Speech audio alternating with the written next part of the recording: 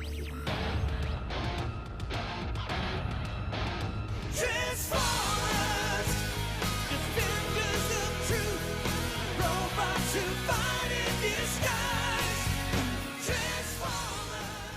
guys, thanks for tuning in. This is Optibotimus coming with another video review. And today we're going to be taking a look at the new Transformers Combiner Wars Deluxe Class Smokescreen, which is essentially just a repaint, really, of Prowl and Red Alert. I remember saying in my review of Prowl that I do wish that they gave him, like, his brother or whatever, just to kind of round things out. And instead of getting Blue Streak, we got Smokescreen. So, I guess it kind of works. But overall, pretty decent looking color on here. I do dig it. But for the package, you can see you got the nice open clamshell. You got the art here that's part of the comic book, and that makes up the actual card itself, I suppose. You come around here to the side, you can see that he forms Skyrain along with Wheeljack, Hound, Skylynx, and Trailbreaker. And then transforms in 10 steps.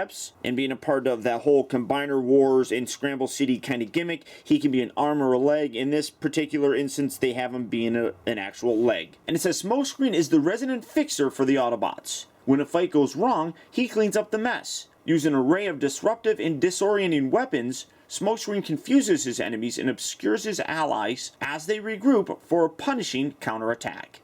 And as always, you know, on the back of the comic book, we will get more of a read-up on them. So, for the package, though, I mean, that's about it. I mean, I kind of dig the colors on it. I mean, red and blue look pretty good together. But, like I said, the packaging, that's about it for it. So, without further ado, let's get him out here and see how cool he actually is. Alright, guys, so here we have Smokescreen opened up and out of his packaging.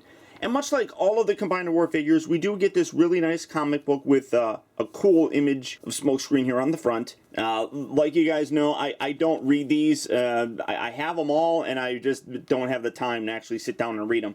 You come around to the back cover, and you have a more extended bio on him, as well as his name, group affiliation, things like that. And then on the inside of that back cover, you got the on the desk with the sketch phase, gray model phase, and finished product. What's interesting, though, is their gray model phase, they're using Streetwise's head right there, which is kind of weird. And then, obviously, you have the color code sort of thing right down here, which again is nice. I really do like these. I love this back section. I really like how that you know elaborates more on these characters. But as you can see, Smokescreen here is just a repaint specifically of a Streetwise and Prowl. But I really like the color on this. It stands out very nicely. You can see he's got the number 38 here on the side. Nice Autobot logo right there. He does come with his weapons. He comes with, oh no, not those ones. It's someone else's. He does come with his really nice silver kind of triple barrel shotgun that you can peg there if you really want to. Or he does come with his hand-foot thing that can be pegged in right there, and I guess you got another little peg right here that you can put that in if you wanted to really make it look goofy. But like I said, he's specifically just the repaint. And while I mean this does look good. I mean, it's all just white for the most part. You got the windshield on here. I really think that the color looks really good on here. I do like how they actually match this color to the actual paint that's around them. Whereas this, I mean, you really couldn't do too much with this because it's like this part here is white. They're matching this color with that. So I mean, that always stood out. This looks a little bit better here, I think, with the blue. You can see that it's a different kind of tone of blue than what's around them. But then you also have these little pieces right here that kind of break that up. So it kind of stinks, but what are you going to do?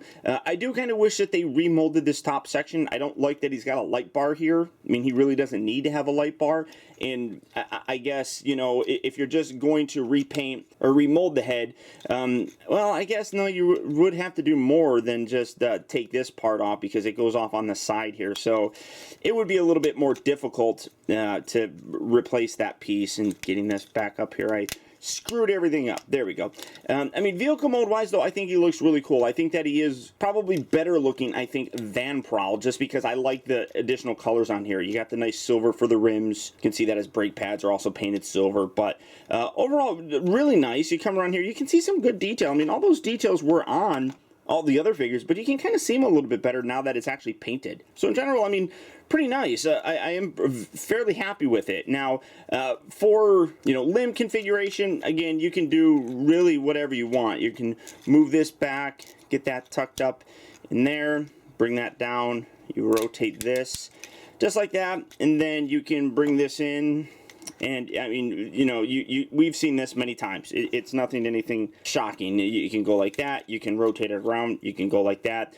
Personal preference, however you want to do it, it doesn't change. It is all the same stuff now, so we're pretty used to it. But that's really it for his vehicle mode. I do dig it. I think that the red on here is really nice. You got a very glossy kind of red that stands out really nice. Well, except for right here, this is kind of just a more matte color across the hood of the car, and then the back section here where it's painted. It's like, this is red plastic, this is painted, so that clearly looks better. But in general, I think that he looks pretty good. But because we have seen the transformation on this guy multiple times already, I am going to go ahead and skip it. And using that wonderful Optibotimus movie magic, we're going to go from Smokescreen looking like this to looking like this. And again, I really think that the color really nicely comes through on this guy. I do dig him. One thing that's interesting though is this gun in this hand is really very loose. I mean, you can see it, he barely holds it in there. This one's a little bit tighter, but that's still kind of loose as well, so maybe he's left-handed. I don't know. But for a comparison, here he is, and obviously here is his brother, or, well, brother in terms of sharing the same mold, obviously the Combiner Wars Prowl. And again, I really like Prowl. I think that the figure looks really good. I do still think that the classic one just fits that character a little bit better. It's not to say that this is a bad figure or anything like that. I just think that it looks a little bit nicer. But now this one, like I said, the color on here just really comes through very nicely. He's got the same head sculpt, so this is really just a straight repaint. So I do apologize. One thing that's weird though, rotating his head around, he's got this weird white film around there. I don't know what that is. You know what that almost kind of reminds me of? You can see it's kind of coming off. It almost reminds me of like when you super glue something like plastic, and that like film or residue or something kind of like spreads to the surrounding plastic. That's kind of what that reminds me of. I'm really kind of weirded out by that. So maybe they glued his head together and that's why it's like that. But it is a better looking figure, I think, just because of the coloring on here. It stands out a little bit nicer, and just overall, I just like it. You know, it's the same mold, but the color really does help this guy out a lot. Obviously, you can see, you know, he still has his backpack. Articulation is the exact same. You got the ball joint that allows you to rotate the head. It doesn't really pivot too much, but you do get some side to side. You got ball joints here for the shoulders, move up, down, in and out. The upper part of the bicep does have a swivel, so you're allowed to rotate that. You got a hinge right here for the elbows. I guess you could kind of say that he's got wrists because it moves in and out as part of the transformation. It's not something I really consider an articulation point, but hey, whatever.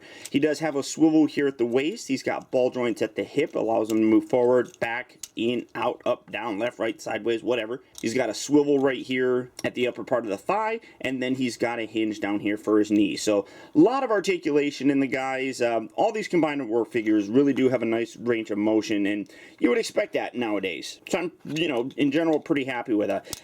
As for his arm configuration, again, you can kind of configure it how you want. It's all personal preference. It has always been that way.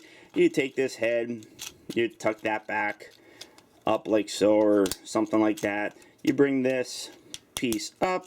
You got this little section here. You want to rotate that down, bring that together. Then you bring these two halves together, and then depending on the side that you want, let's put him here. You hinge that properly.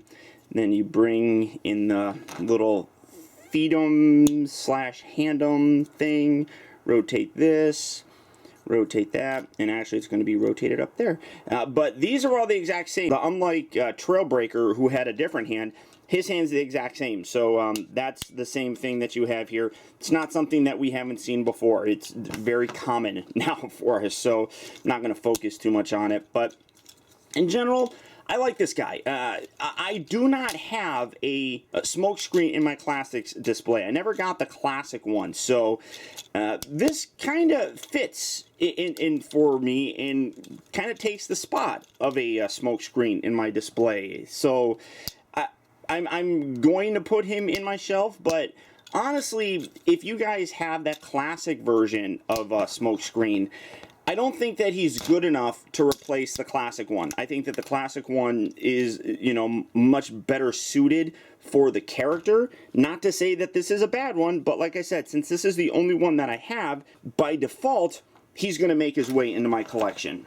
But that, again, you know, that's not to say that I don't like the guy. So I just don't think that he is better than that classic representation. And like I said, if you have him, you really don't need to have this guy unless you're a real big fan of the whole Skyring thing. But for the Combiner Wars smokescreen here, I'm pretty happy with him. So I recommend him based on if you don't have a smokescreen already. So hopefully that helps you guys. All that being said, though, if this is a figure that you'd be interested in adding to your collection, he is slowly hitting various retail locations right now. Or as always, here in the US, he's available at Big Bad Toy Store, or over in the UK at Kapow Toys. So all you have to do is, depending on your location, click on the links down in the video description. Here in the US, you'll go to BBTS, or in the UK, you can check out Kapow Toys, and you can look at availability on this guy, as well as the rest of the Transformer Combiner War figures. But beyond that, guys, that's about it. So once again, I want to thank you for tuning in. This has been Optibotimus. Don't forget to please like, comment, and subscribe if you haven't already subscribed. And until next time, I'll talk to you later.